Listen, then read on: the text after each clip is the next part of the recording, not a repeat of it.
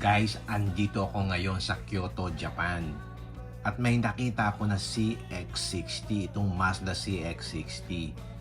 Ang ganda pala niya sa personal, especially itong red color. Marami rin ako nakita dito sa daan ng mga CX-60 at the same color din. So very impressive siya.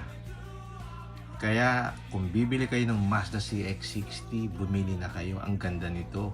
Sulit kasi siya, inline 6 yung kanyang makina. So maganda talaga siya.